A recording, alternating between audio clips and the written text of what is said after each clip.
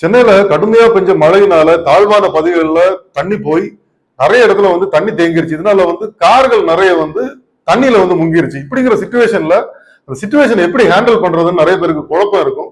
அதை பத்திய ஒரு விழிப்புணர்ச்சி வீடியோ தான் இது. முதல்ல வந்து எல்லாரும் செய்ய வேண்டிய ஒரு முக்கியமான விஷயம் என்ன அப்படின்னா, நேர போய் வண்டியை ஓபன் பண்ணி ஸ்டார்ட்டே பண்ணிடாதீங்க. போயிட்டு வந்து எந்த அளவுக்கு வந்து வண்டியை வந்து தண்ணி பாதிச்சிருக்கு அப்படின்னு சொல்லிட்டு பாருங்க. அந்த வாட்டர் மார்க் வந்து எப்பவுமே வந்து எங்க வரைக்கும் நின்று இருக்கோ அது வந்து அடையாளம் இருக்கும். உங்களோட வீலுக்கு பாதிக்கு கீழே மட்டும்தான் தண்ணி போயிருக்கு அப்படின்னு சொன்னா உங்களுக்கு பாதிப்பு இருக்காது. சைலன்சர் லெவலுக்கு கீழேயே தான் வந்து அந்த பாதிப்பு வந்திருக்கும். அந்த மாதிரி இருக்குது அப்படின்னு சொன்னா பிரச்சனை இல்லை. நீங்க வந்து போய் வண்டியை ஸ்டார்ட் பண்ணலாம், பிரச்சனை இருக்காது.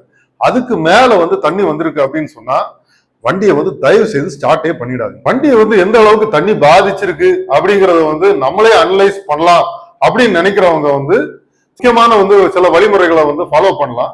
அப்படி எனக்கு பண்ண முடியாது அப்படின்னு நினைக்கிறவங்க வந்து தயவு செய்து நீங்களா எதுவும் பண்ணாதீங்க, வண்டியை வந்து சர்வீஸ் சென்டருக்கு அனுப்பிடுங்க. முக்கியமா ஒண்ணு மட்டும் தெரிஞ்சுக்கோங்க, ஒரு டயர் லெவலுக்கு மட்டும்தான் வந்து தண்ணி வந்திருக்கு அப்படின்னு சொன்னா நம்மளால வந்து ஏதாவது வந்து செய்ய முடியும்.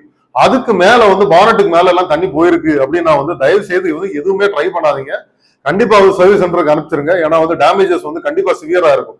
அந்த டயர் லெவலுக்கு மட்டும் தண்ணி நின்றுருக்கு அப்படின்னு சொன்னா ஃபியூ திங்ஸ் வந்து நம்ம பண்ணலாம். அது என்னங்கிறது மட்டும் நான் சொல்றேன். நமக்கு வந்து டயர் லெவலுக்கு தான் வந்து தண்ணி வந்திருக்கு அப்படிங்கிறது உறுதி ஆயிருச்சு அப்படின்னு சொன்னா பானட்டை ஓபன் பண்ணிக்கோங்க.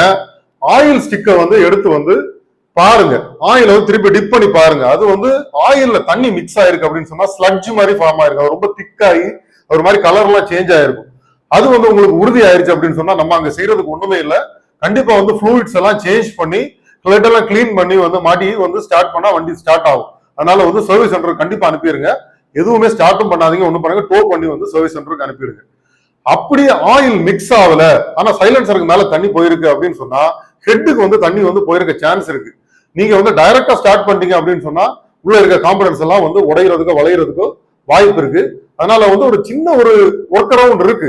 என்ன பண்ணலாம் அப்படின்னா, டீசல் வண்டியில பெட்ரோல் வண்டியில வந்து இப்போ லேட்டஸ்ட் பெட்ரோல் வண்டியில அப்படின்னு சொன்னா நம்ம நாசில வந்து இது பண்ணி இன்ஜெக்டர் வந்து நம்ம வந்து ஒன்ன வந்து ரிமூவ் பண்ணிட்டு வண்டியை வந்து நியூட்ரல் சேஞ்ச் பண்ணிட்டு வண்டியை வந்து வீல வந்து சுத்தணும் அப்படின்னு சொன்னா ஹெட்ல மட்டும் தண்ணி இருந்தது அப்படின்னு சொன்னா வெளியே வர்றதுக்கு வாய்ப்பு இருக்கு.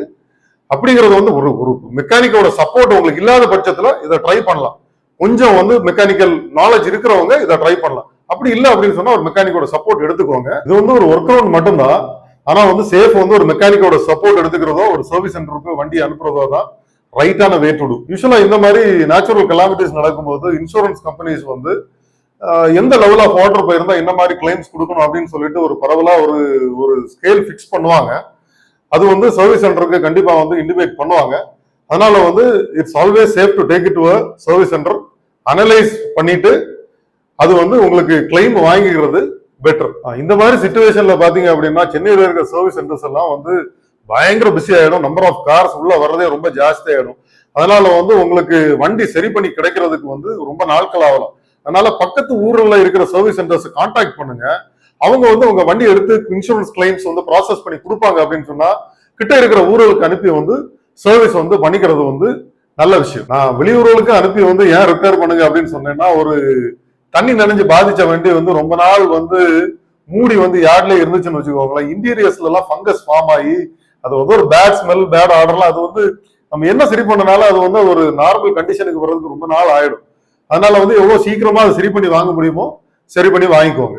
அதனாலதான் வந்து இதை வந்து ஒரு அறிவுரையா சொல்றோம். இயற்கை பேரிடர்களை வந்து நம்ம எதுவும் பண்ண முடியாது. ஆனா வந்து ஒண்ணு மட்டும் நம்ம பண்ணலாம், எப்பவுமே வந்து ஒரு ரைட்டான இன்சூரன்ஸை வந்து நம்ம வந்து வாங்கி வச்சுக்கலாம்.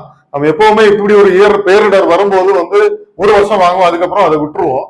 அதனால வந்து மக்களை வந்து இன்சூரன்ஸ்ல மட்டும் எந்த காம்ப்ரமைஸும் பண்ணாதீங்க, ரைட்டான பாலிசிஸ் வாங்குங்க. இந்த மாதிரி சிச்சுவேஷன்ல வந்து நம்மளுக்கு கண்டிப்பா அது கை கொடுக்கும்.